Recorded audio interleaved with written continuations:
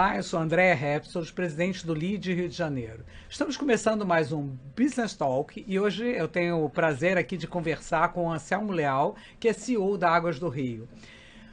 Anselmo é reconhecido pela sua liderança, pelos desafios e por uma visão estratégica. Ele é presidente da Águas do Rio desde março de 2024 e acumula a função de diretor de relações com investidores da concessionária também. É um executivo que tem mais de 15 anos de experiência e ingressou na empresa como diretor institucional em setembro de 2021. Anteriormente, ele era membro do Conselho de Administração da CPFL, que é a Energia, e vice-presidente, também diretor da State Grid Brasil, uma das maiores empresas de energia do país. E ele trouxe toda essa experiência hoje para Águas do Rio. Foi também presidente da Nações do Xingu, que é operada pelo Grupo Aegea, em abril de 2015 até maio de 2016. E com o Anselmo traz, na sua graduação, uma experiência enorme. Ele é engenheiro, formado por engenharia elétrica pela Faculdade de São Bernardo do Campo, tem MBA em Finanças pela Fundação Getúlio Vargas, LLM em Direito Empresarial pelo Instituto Brasileiro de Mercado de Capitais, o IBMEC. Anselmo, parabéns aí pelo trabalho maravilhoso que vem desenvolvendo junto com a Águas do Rio. É um desafio, eu imagino que é um desafio a cada minuto, né? Pois é.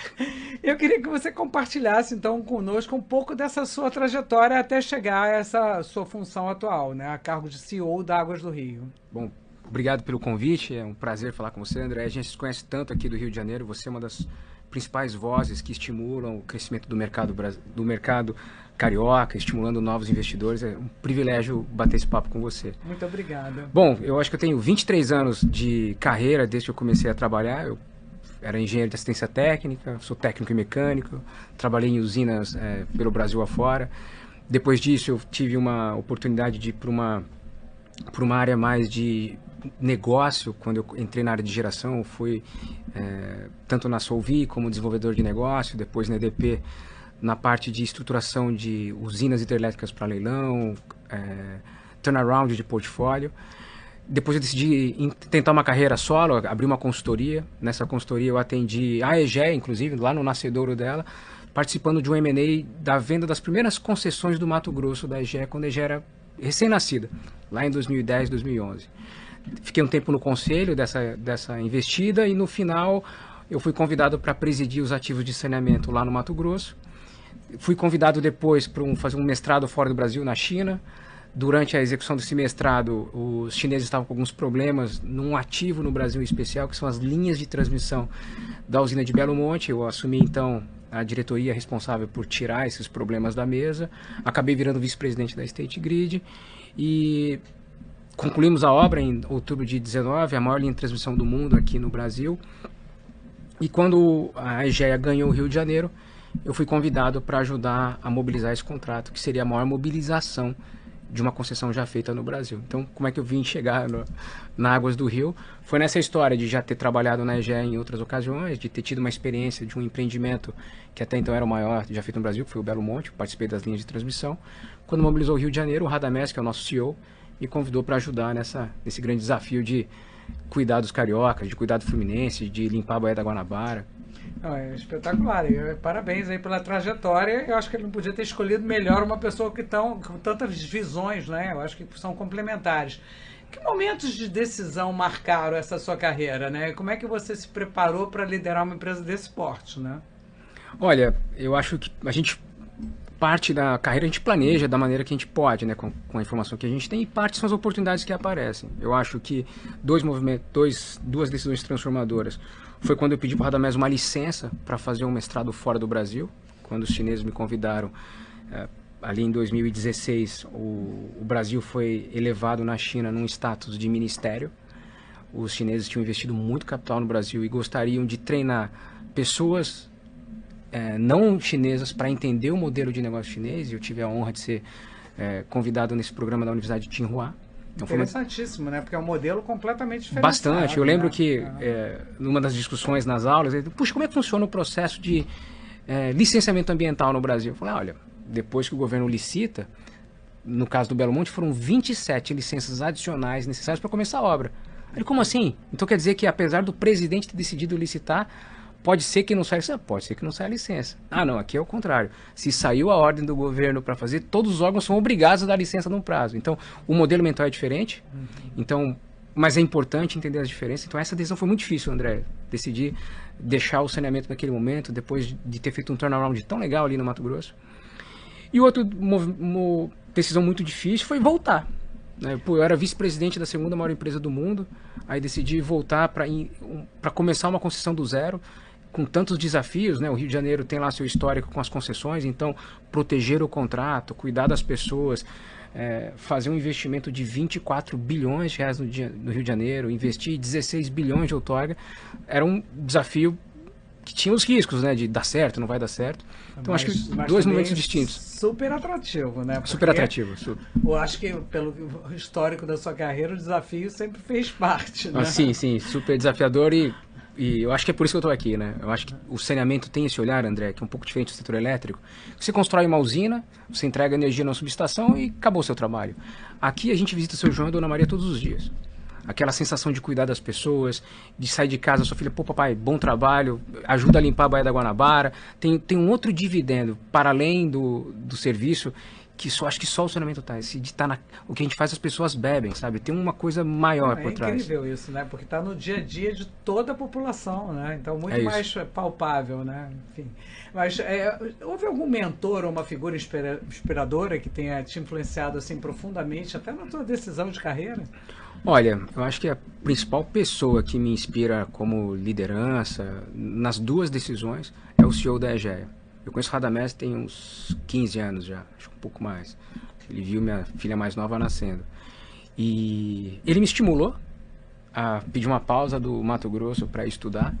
E foi ele que me convenceu a vir. Eu lembro no dia, eu estava na pandemia, né, abril de 21, ia ter o leilão, eu estava no home office, ia ter o leilão da SEDAI. Abri o YouTube, estou assistindo o leilão, vi ele batendo o martelinho lá, tirei uma foto dele. Parabéns! Pô, agora que cheque grande, hein? Que cheque grande que você arrumou. Ele, muito obrigado, suas férias acabaram, me procura amanhã. Foi exatamente assim a conversa com ele no dia do leilão. Suas férias acabaram. Então, eu acho que ele é um líder que construiu a EGEA, né? Ele nasceu no Acre, formou em ciência da computação, se especializou em setor de infraestrutura, começando em rodovias. Ele viu o marco das rodovias, viu no saneamento uma oportunidade não desenvolvida no Brasil. Ele conseguiu ajudar a constituir a EGEA e hoje é uma empresa que atua em 865 cidades, 15 estados, atende 38 milhões de brasileiros. Acho que só essa história narrada em um curto espaço de tempo mostra como ele é um líder inspirador, como ele é engajador, a capacidade de realização e, puxa, adoraria um dia seguir essa trilha dele, me inspirado nele. Sensacional, né? Os números são muito impressionantes, porque o Brasil tem dimensões que a gente às vezes já esquece um pouco isso. O Brasil tem 100 milhões de brasileiros que não têm esgoto coletado e tratado. A gente está discutindo um tema medieval no Brasil. E eu acho que quando a EGEA se coloca como um player relevante e convence o mercado de capitais a vir para essa discussão, né? Aqui no Rio de Janeiro são 42 mil CPFs que compraram as debêntures da Águas do Rio, querendo ter propósito no seu investimento. Então, quando a gente se coloca nesse lugar de tentar, de alguma forma, transformar a sociedade através do saneamento num ambiente de prosperidade compartilhada, né? Então a família que recebe água não fica mais doente, o investidor que compra a nossa debênture tem o retorno dele, a Baía da Guanabara cada dia menos poluída, a gente vê que o saneamento tem uma capacidade única de aglutinar interesses tão divergentes num mesmo propósito. Então, eu acho que tem uma história muito legal aí, viu? É espetacular essa visão, né? Eu acho muito bom a gente transmitir isso para os ouvintes, né? Porque às vezes a pessoa só pensa, não, tá faltando água na minha torneira. Ela não imagina o que está por trás desse trabalho fantástico que vocês conseguem realizar, né? Como é que a empresa planeja exatamente expandir o acesso da água tratada, o saneamento das regiões mais vulneráveis? Você acabou de citar que é um problema nacional, mas aqui, vamos falar um pouco de Rio de Janeiro. Se a gente olhar o Rio de Janeiro, não falta água aqui onde a gente está, né? É um bairro bem abastecido, Botafogo, esgoto coletado e tratado. E, por outro lado, na Baixada, vários bairros, quando nós chegamos, tinham água uma vez por quinzena. O saneamento no Brasil, ele sempre foi presente aonde tinha dinheiro. Os melhores IPTUs sempre foram abastecidos. Quando o regulador, né, quando o marco de saneamento foi criado, o desejo do legislador era que o saneamento fosse para todo mundo, para que ele fosse universal. Então, Então, esse contrato do Rio de Janeiro nasce como um dos primeiros contratos nessa nova visão. Então, a regionalização dos serviços, cidades com mais maduras, mais renda, aglutinadas num bloco com cidades menos maduras, era para criar um caminho de subsídio cruzado, para que o investimento de infraestrutura chegasse na casa das pessoas, para que o vulnerável tivesse o mesmo serviço da pessoa mais abastecida, mais economicamente capaz, num subsídio através da tarifa social, através de outros mecanismos de transferência, para que o serviço fosse para todo mundo. No Rio de Janeiro, a gente já trouxe para a base 620 mil pessoas que nunca tiveram água em casa. Pessoas que nunca tinham tomado um banho de chuveiro. Nós, em comunidades, 1 milhão de pessoas, 1 milhão de casas passaram a ser servidas pela companhia. Mas a gente ainda tem que colocar mais 2 milhões e 400 mil pessoas para dentro do sistema. Então, assim, é uma grande jornada. Eu acho que o saneamento é uma grande maratona, André. Então, o que pode frustrar, às vezes, é que a nossa velocidade não é tão grande igual a população gostaria, mas nós estamos investindo 2 bilhões por ano em obras para tentar levar o saneamento na casa das pessoas. O desafio é o tempo. Essa é a minha próxima pergunta, exatamente isso. Qual era o planejamento que tem para atingir esse número de 2 milhões de pessoas ainda? Nós temos, pelo contrato, que levar água com regularidade e qualidade para 99% da população até 2033. Então tem um desenho de um cronograma de obras, porque o manancial do Rio de Janeiro está dado, né, André? Não tem uma nova fonte de água, a gente não tem um rio não explorado, que a gente vai fazer uma estação de tratamento nova. Então nós temos que tirar a água dos lugares que elas sobram e levar a água para quem não tem. Para você ter um número, 65% de toda a água que a gente compra da SEDAI é perdida quando a gente chegou. Nós pagamos por ano para a SEDAI 2 bilhões e 400 de água. 65% dessa água era perdida. Por quê? Porque ela não tinha... Por vazamentos, por ligações irregulares, por uma série de fatores, por questões de engenharia, por não ter feito outros tipos de investimentos. Então, a nossa jornada hoje, nós já investimos 1 bilhão e 700 mil nisso, é criar infraestrutura, fazer novas conexões, para que a água que hoje vaza ou é desviada em algum lugar, sobre para quem não tem água, receba. Então, o processo ele não é aleatório. Eu tenho que atacar as áreas de maior perda hidráulica para que essa água sobre para as áreas que ainda não têm o abastecimento. Essa é a jornada que a gente está vivendo agora. No 4º ano da concessão, a gente já começa a ver essa mancha de água deslocando. Quer dizer, é muito planejamento, é muito conhecimento. Né? Muita Primeiro, engenharia. Acho que no início vocês tiveram que entender o tamanho do problema. Né? Eu acho, André, a nossa empresa decidiu ir para um caminho de inovação, um caminho disruptivo. Se o saneamento continuasse sendo feito igual foi feito nos últimos 3 décadas, a gente manteria o status quo. Quem tem continua tendo, quem não tem fica sem. Então, a adoção de gêmeo digital, inteligência artificial, modelagem hidráulica, uso de satélite para combate a perdas, geofonamento estruturado na cidade toda, essas novas tecnologias que já são presentes em outras indústrias, o setor elétrico já usa, o setor de outras infraestruturas já usam, no saneamento trouxe um planejamento um pouco mais acurado, e é o que tem feito a gente estar um pouco à frente dessa curva que a gente imaginava inicialmente. São iniciativas recentes, né, que são super inovadoras, né? Acho que vocês estão embarcando um bocado de tecnologia, não é isso? Exatamente. Muito bom esse uso da tecnologia para poder trazer soluções. Isso é sensacional. Falando um pouco do teu estilo de gestão e liderança, qual é o seu estilo? Olha, eu acho que eu muito inspirado nessa escola de quem trabalha com infraestrutura, que tudo é para ontem. Eu acho que eu sou muito pragmático, muito direto, uma gestão próxima do time, né? Eu acho que o papel do líder é proteger a equipe para que ela faça o melhor trabalho possível, compartilhando o contexto. Eu acho que meu modelo de gestão é mais por aí. Transparente, né? Eu acho que a luz nos protege, quanto mais a gente mostrar o que a gente está fazendo, a gente protege a companhia, né? Integridade, reputação é um ativo inegociável. Muito bom. E quantos colaboradores tem aqui no Rio de Janeiro? 8 mil colaboradores diretos e 15 mil no total com os indiretos. Com os indiretos, com as empresas prestadoras de serviço. Exatamente. Né? Então, dos 8 mil colaboradores, 5 mil nós contratamos em comunidade. E eu acho que aqui tem uma experiência de vida incrível, né? Quando nós chegamos aqui, nós decidimos que nós iríamos transformar os territórios em que a gente atuasse. Transformar é levar renda para lá. Então, se eu contrato uma pessoa que mora numa área vulnerável, eu tenho mais condição de transformar aquele território com um dinheiro novo que não estava ali. Os dados da época mostravam que 56% das pessoas que moravam nas favelas perderam a renda durante a pandemia. Não é que elas perderam o emprego. Ele não vendia biscoito Globo, não vendia mate na praia. Porque qualquer não tinha, atividade que ele não fazia tinha renda. Cortar, né? A gente estava falando então de um status de vulnerabilidade e miséria latente. Quando nós tentamos contratar, nós colocamos uma grande faixa ali na entrada da Mangueira, procure emprego aqui, não foi ninguém. Não foi ninguém. A gente, puxa, será que as pessoas não querem trabalhar? Ah, vamos falar com as pessoas. Fizemos roda de conversa com a liderança comunitária e eles disseram que eles não foram procurar um emprego porque eles estavam cansados de ouvir não. Que o fato de pegar um papel chamado currículo, que eles tinham que ir na papelaria imprimir, levar num lugar e ouvir um não, matava eles, a autoestima. Então nós decidimos que nós não mais faríamos isso. Nós fizemos então um workshop de emprego. Corta cabelo, tira documento e o nosso assistente social falando com a turma. Nessa nós conseguimos contratar 5.000 pessoas.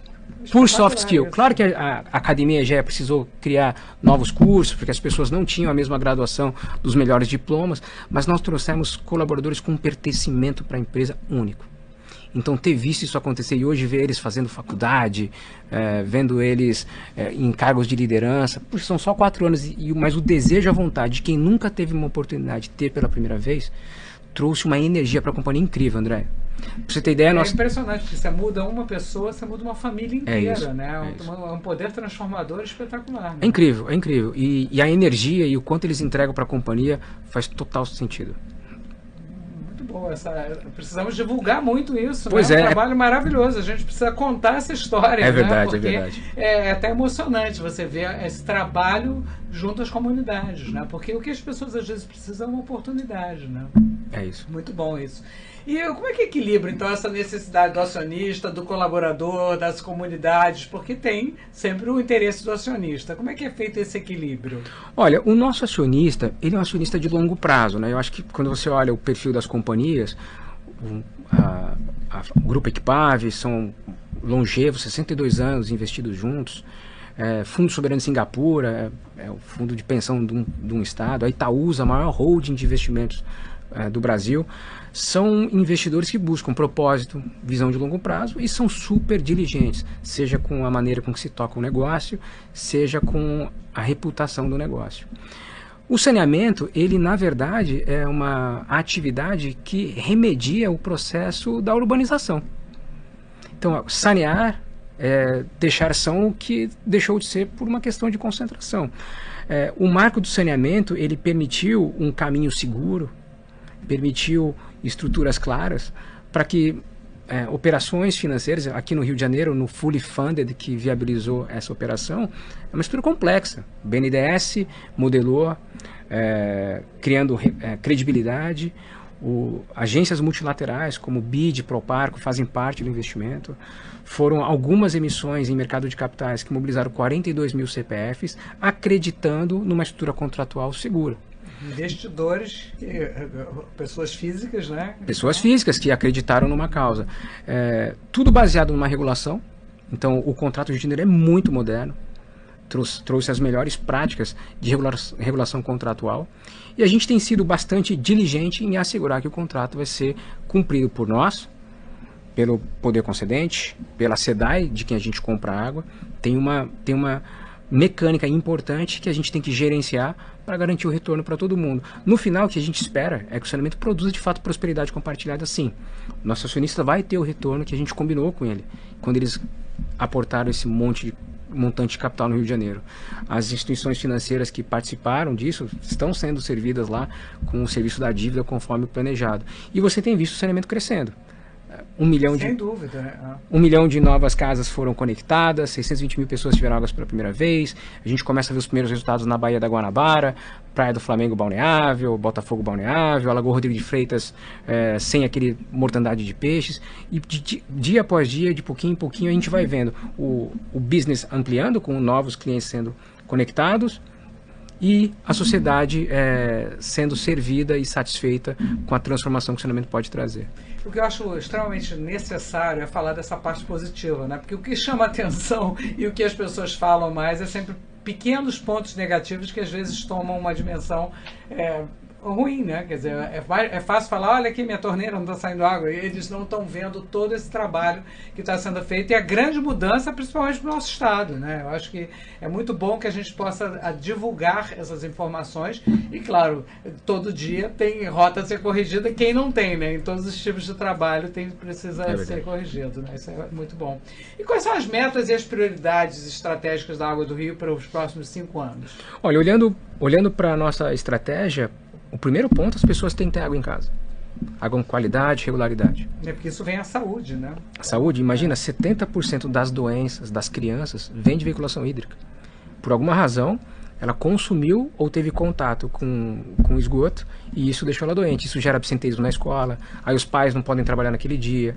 O custo da saúde pública e da educação pública fica mais caro. Então é dinheiro que o Estado deixa de aplicar em infraestrutura para cuidar de gente doente dentro do hospital. Ano passado, mais de 300 mil internações ocorreram no Brasil por falta de saneamento em CTI. Né? Então olha só como a gente está falando de um problema caríssimo. 17 mil mortes por falta de saneamento ano passado. A gente está discutindo mortes na guerra, o Brasil é uma guerra por ano por falta de saneamento. Mas voltando aqui para a nossa discussão... É quase uma pandemia, né? É quase uma pandemia. Levando água com qualidade e regularidade na casa das pessoas, deslocando de onde está perdendo, levando para quem não tem, é a nossa maior meta. Na sequência, nós temos investimentos estruturantes dos coletores de tempo seco. É um grande cinturão que captura o esgoto que foi lançado nas galerias de água pluvial e leva para tratamento nas estações. O que você começa a ver das primeiras externalidades na Bahia já é esse coletor funcionando. A gente acabou de entregar o de Mesquita, as obras de São Gonçalo estão a pleno vapor, agora Nilópolis em obra, coletor de tempo seco na ilha, e você vai vendo agora a Bahia dando uma resposta mais para dentro. Hoje a gente vê a resposta inicial aqui na entrada da Bahia, nas primeiras praias do Rio de Janeiro, limpas, né? Mas agora a gente começa a ver praias balneáveis na Ilha do Governador, todas as praias de Paquetá balneável, porque o esgoto foi tratado. Então a gente vai começar a ver isso nesses próximos 5 anos. E o maior investimento em curso é, de fato, a coleta do esgoto, que caía no Rio Guandu. Lembra aquele problema da geosmina? Então agora as obras em curso em Japeri, Queimados e Nova Iguaçu, são quase 800 milhões de reais em obra, vão coletar todo aquele esgoto que hoje cai na lagoa, vão levar para uma estação de tratamento e a lagoa vai ter uma água mais pura, a cidade vai economizar dinheiro com tratamento, a população vai ter mais segurança hídrica. Então acho que nessa jornada do quinquênio, esses 3 pilares serão os nossos principais drivers de negócio. Agora, hoje fala-se muito de inteligência artificial. Vocês usam muito esses recursos da inteligência artificial no dia a dia da empresa? Bastante, né? Então, eu acho que a inteligência artificial hoje ela atua desde a área de projeto, da parte de gestão de obras por BIM, da parte de simulação hidráulica por gêmeo digital, na parte de predição de cenário futuro. Então, você simula um estresse hidráulico e a inteligência artificial tenta apontar quais serão as consequências. A gente tem usado a inteligência artificial para entender o comportamento do nosso cliente, entender quais são os gatilhos de percepção de serviço. A gente usa a inteligência artificial para mapear quais são as principais feedbacks que a gente tem em mar aberto nas redes sociais. Então, e esse combinado de informações nos orienta num processo de tomada de decisão. Desde o processo de escuta ativa até a programação dos serviços, e a gente usa o Oracle Field Service para isso, ele é baseado em inteligência artificial. Muito bom isso, né? Interessante. Eu acho que muda completamente a forma de visão, né? E a própria gestão da empresa. Né? E eu acho que a adoção de tecnologia de inteligência artificial, Andréa, vai resolver um problema importante do Brasil. Se você olhar o mapa de saneamento, os estados mais ricos têm o saneamento resolvido. Os estados mais pobres não têm o saneamento resolvido. Enquanto o saneamento for caro, o pobre não vai ter. Então, quando a gente traz a tecnologia para dentro da EGEA, quando a EGEA se dispõe a inovar, é uma maneira de a gente começar a servir os mais pobres. Veja que no leilão do Pará a gente foi sozinho. A EGEA foi proposta única, porque nós conseguimos chegar num custo operacional que vai atender os mais vulneráveis. Então, a tecnologia é um dos pilares relevantes para que o saneamento seja para todo mundo. Se o saneamento for caro, ele não cabe no bolso das famílias. Muito interessante esse ponto, e realmente trazer toda essa experiência permite que a EGEA possa estar em novos mercados, né? Em mercados mais desafiadores. Né? Certamente. E se pudesse dar um conselho, né, até para você mesmo, né, quando estivesse começando a sua carreira, né, hoje tendo empreendedores, pessoas que estão no mercado, o que você acha que seria interessante falar? Olha, é difícil responder uma pergunta complexa dessa, porque parte do que a gente vive, né, é muito dos estímulos que nós tivemos lá na infância, do que a gente viveu.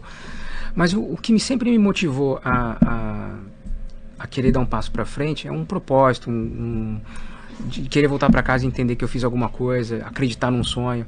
Eu acho que essa parte de acreditar no sonho, de imaginar que a gente consegue transformar a sociedade com o nosso comportamento faz sentido, vale a pena. Então, isso eu acho que me fez ser resiliente às dificuldades, né?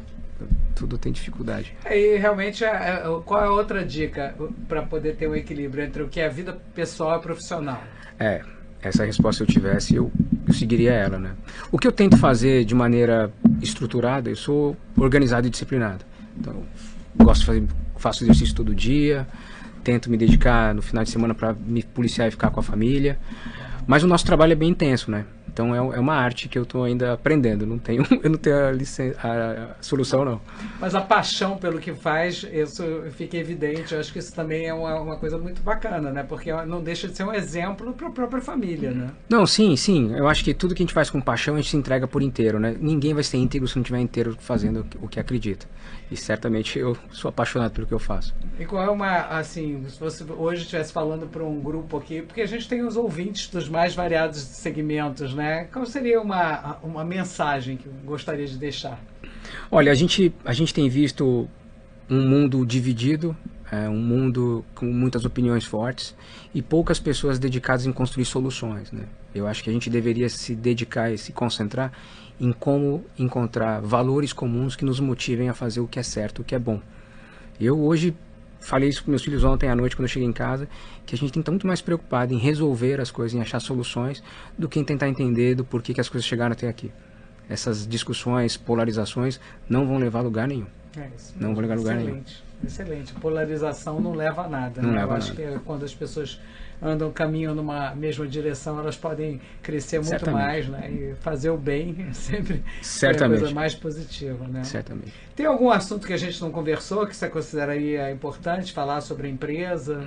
Olha, Andréia, você tem sido uma das principais vozes no Rio de Janeiro para fazer com que a economia se reaqueça. E eu acho que acreditar no Rio de Janeiro faz parte do que a gente tem que falar aqui um pouco hoje, né?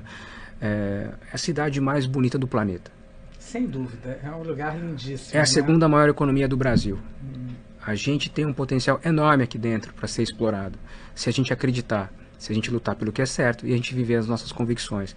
Se eu pudesse provocar aqui um tema novo, é que a gente se concentrasse no lado bom do Rio, para que a gente acreditasse nas pessoas. Para você ter uma ideia, a gente trabalha nas comunidades do Rio de Janeiro. Quando você leva o saneamento, coloca o hidrômetro na casa das pessoas de favela, 60% das pessoas, numa experiência de um bairro específico, pagam a conta antes de vencer. De tanta felicidade daquela conquista. A inadimplência de algumas favelas é menor do que de bairro nobre da Zona Sul do Rio de Janeiro. Então, assim, as pessoas que moram na favela, elas moram lá porque é a moradia que elas podem pagar. São pessoas do bem, são alegres. A gente fez uma pesquisa e eles falam que a favela é um lugar alegre, seguro, mas que pode ser perigoso. E tentando entender o que é isso, é alegre porque eles vivem tudo em comum. Eles têm uma vida em comunidade. Então, eles tomam cerveja na calçada, eles jogam bola junto, já que a casa é apertada, eles convivem na rua. Seguro porque ninguém rouba celular lá dentro, ninguém mexe com eles. Perigoso é se eventualmente um outro grupo de um poder paralelo tentar entrar, pode ter troca de tiro e eles podem se machucar. Mas a gente tem uma visão um pouco errada do que é uma vida em comunidade. A vida em comunidade é tudo em comum, e eles vivem isso. Então, quando a gente usar esse potencial, o Rio de Janeiro é um potencial, e a gente começar a acreditar um pouco mais que é o nosso comportamento que vai induzir uma mudança do território, que a indução econômica é que vai afastar a criminalidade, quando a gente conseguir convencer o empresariado, através de cases de sucesso. É verdade, agenda positiva. Vamos agenda falar positiva. das coisas boas. E eu acho né? que você tem feito isso de maneira maestral, através do que você tem falado, dos eventos que você tem organizado. E eu queria te estimular, não desistir. Não, a gente tem que falar, porque a gente acredita no Rio, o lugar que nós escolhemos para viver, né? E eu acho que tem tantas pautas positivas, tem tantas coisas boas, né? Quer dizer, hoje foi uma aula aqui a nossa conversa. Eu achei espetacular conhecer todo esse trabalho que está sendo feito, né? Todo o trabalho de mudança, né? Eu acho que essa ajuda, essa potencialidade de fazer com que uma transformação que às vezes é mínima, né, numa família, o fato de trazer uma água, né, potável para aquela família, você já mexe com toda uma região, né? Você mexe com a autoestima, você estimula a pessoa a voltar ao trabalho, ela procurar melhorar em tudo mais, né? Ela vai ter melhor qualidade de vida, né? Por isso a coisa mais importante da nossa empresa é a próxima casa. Quem que é a próxima família que a gente vai transformar? Às vezes parece frustrante a velocidade, mas pra gente é a próxima casa todos os dias, de maneira diligente e obstinada, até que todo mundo seja tratado igual. E sensacional que conseguiram transmitir isso para as equipes, né? Eu acho que tem um orgulho nos times que trabalham na Águas do Rio, né? Eu acho que isso é muito bacana, porque as pessoas têm orgulho do trabalho que estão desenvolvendo. Assim, eu acho que saneamento tem um lance de vocação. E todo mundo que toma dessa água se apaixona. É impressionante. O saneamento, ele é apaixonante mesmo. Que bom, isso é extremamente positivo.